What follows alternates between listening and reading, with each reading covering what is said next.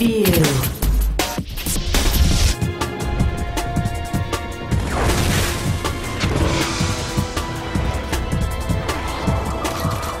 You'll find yourself in plenty of furballs in Tom Clancy's HAWX 2, but they're not your regular icky cat-type furballs. In air combat terms, a furball is a massive aerial dogfight, and the furballs in HAWX 2 are exciting and tense for the most part. But there are faults in HAWX 2 that stop it from reaching the gaming stratosphere, including inconsistent enemy AI and poor collision detection. The first game's original protagonist, Colonel David Crenshaw, mainly takes a back seat this time around to let the focus shift onto 3 new hotshot pilots from the US, UK and Russia. In typical Tom Clancy fashion, the plot is a country-hopping potboiler that mixes in Middle Eastern insurgents, the rapidly becoming a cliché Russian ultra-nationalist forces, and a potentially devastating nuclear threat. The cutscenes and radio chatter that are used to convey the story aren't great, but the eventual narrative payoff is pretty solid. HAWX 2's missions start slowly, with the first few just taking you through the basics of the game's arcade take on air combat. You get to fly 32 different planes from the US, British and Russian forces, including famous ones like the F-22 Raptor, Harriers and several models of MiGs. Although there are subtle differences in speed and maneuverability among planes, they all feel responsive and fly quite well. Novices may take a while to come to grips with the skills required to chase down other planes, but after a few missions you'll be able to hold your own. Enemy planes start off pretty dumb, content to let you get easy missile locks, but the challenge rises significantly in the second half of the game.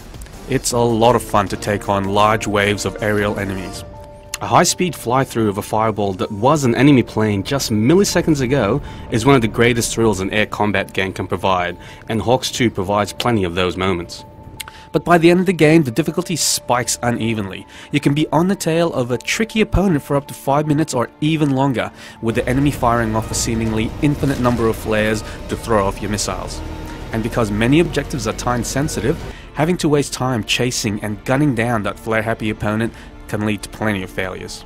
Thankfully, the game has a pretty good checkpoint system, so you don't have to retry entire missions from scratch. The game also has poor collision detection. This is particularly apparent when flying in third-person view, as you find yourself in plenty of air crashes after inadvertently flying too close to something when it looked like you had plenty of room. Now normally this wouldn't matter in a high-flying air combat game, but HAWX 2 features several missions where you have to navigate your plane through tight, constricted spaces. You'll be approaching the city along a narrow winding canyon to the south. HAWX 2 lets you take off and land in several missions, and the controls for these are pretty easy to get the hang of. If you're having problems with landing, you can use the game's enhanced reality system to help guide you in. While it can be conceptually pleasing to see a mission through from takeoff to landing, it still seems like an odd addition to a game like HAWX 2. If you're an action fan, having to land your plane after just surviving an all-out aerial assault can feel like an anticlimax. Flight sim fans will feel the controls are too simple to be any challenge. The game's other attempts to get you out of the cockpit don't fare well either. HAWX 2 tries to break up the dogfighting action by letting you control unmanned aerial vehicles for surveillance missions, and even gets you behind the turrets of an AC-130.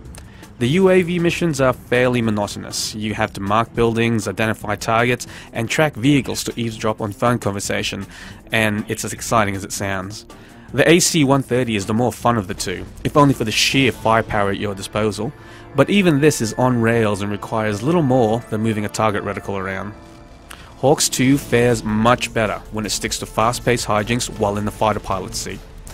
The missions here feature good variety, so despite some of the problems you'll run across with tricky enemy fighters, flying in a fighter plane rarely gets boring in HAWX 2. Playing through the game's 20 missions takes about 12 hours, but there's some good replay value to be found thanks to an arcade mode that has you replaying through the story missions while meeting specific challenges.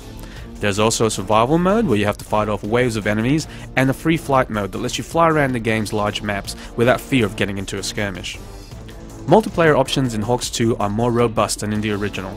As in the first game, HAWX 2 features drop-in and drop-out co-op for up to 4 players, and you can play through either individual missions, through the entire story campaign, or even on arcade mode levels. Playing through with friends is good fun, particularly during the more intense dogfights. UAV and AC-130 missions are not particularly engaging when done in groups though. When it comes to playing competitively, HAWX 2 offers team battles where opposing planes aren't the only things you'll have to combat. Various targets, some static like satellite installations, and other dangerous ones like naval frigates, populate the playfields and can be destroyed for extra points.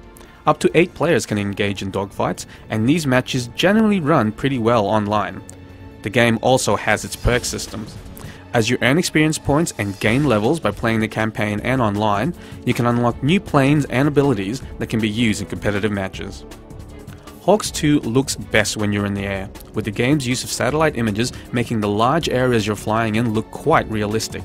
It's not until you get closer to the ground that things start to look decidedly dicey.